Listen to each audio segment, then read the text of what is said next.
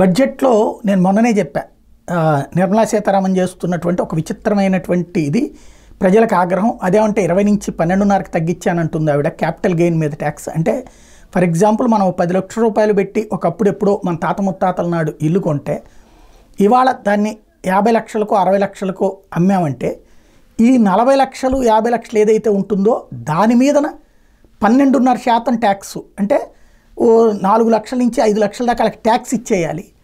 ఇది ఎక్కడ ధోరణి? ఈలోపు మనం దాంట్లో మరమ్మతులు చేసుకుంటాం, దాన్ని రకరకాలైనటువంటి మార్పులు చేసుకుంటాం, వాటన్నిటికి కూడా ఖర్చు అవుతుంది కదా. మరి అవి ఎట్లా లెక్కలోకి రాదు? లాభం పేరుతో అది ఎట్లా వేస్తారు అన్నటువంటి పాయింట్ ఇంతకుముందే మాట్లాడుకున్నాం. ఇప్పుడు ఒక మిత్రుడు ఈ అంశానికి సంబంధించి పంపించినటువంటి లెక్క ఇందులో ఇంకొక కోణం కూడా ఉంది.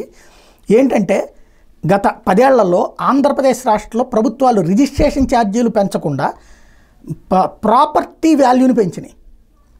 అంటే డైరెక్ట్ రిజిస్ట్రేషన్ వాల్యూలు పెంచితే మమ్మల్ని దోచేస్తున్నారంటారు. కాబట్టి నీ ఆస్తి విలువ పెరిగిపోయిందని చెప్తారు. కానీ నిజంగా ఆస్తి విలువ ప్రభుత్వం పెంచిన రేటు కొంటున్నారా అంటే కొంటలేదు. దాంతో ఆస్తి విలువ మీద పన్ను కట్టాల్సి వస్తుంది, రిజిస్ట్రేషన్ ఛార్జీలు కట్టాల్సి వస్తుంది. కానీ అసలు ఆస్తి ఏమో అంతకు అమ్ముడు పోవట్ల. దానికి సాక్ష్యం తాడేపల్లిగూడెం పట్టణం మున్సిపాలిటీ పరిధిలో ఈయనకి ఒక స్థలం ఉందట.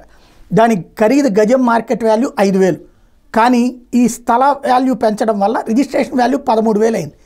అంటే ఒక 1000 గజాలు అమ్మితే తనకు వచ్చేది 50 లక్షలు, ప్రభుత్వానికి కట్టాల్సింది 30 లక్షలు అయిపోతుంది 12.5% లెక్కన. కానీ అతనికి వచ్చేది 50 లక్షలే. అంటే ఏ విధంగా ఉంది పరిస్థితి? ఇట్లాగా ఈవెన్ గుంటూరు ఈ అవుట్స్కట్స్లో కూడా అట్లాగే ఉంది. ఒరిజినల్ వాల్యూ 5,000 రూపాయలు 6,000 గజం ఉన్నటువంటి చోట ఈ మార్కెట్ వాల్యూ రిజిస్ట్రేషన్ వాల్యూ 10,000 12,000 చూపెడుతున్నటువంటి పరిస్థితి. అంటే అసలు వాల్యూ కంటే రిజిస్ట్రేషన్ వాల్యూ ఎక్కువ పడుతుంది. అప్పుడు అమ్మితే మనం కట్టాల్సింది కూడా వడ్డీ, ఏదైతే ప్రభుత్వానికి కట్టాల్సినటువంటి ఈ ట్యాక్స్ కూడా ఆ స్థాయిలో దోపిడీ ఉంటుంది. ఇది మోడీ సర్కార్కి తెలియదు. భారతీయ జనతా పార్టీ వాళ్ళు మోడీ సర్కార్కి తెలియజేయాల్సిన అవసరం ఉంది.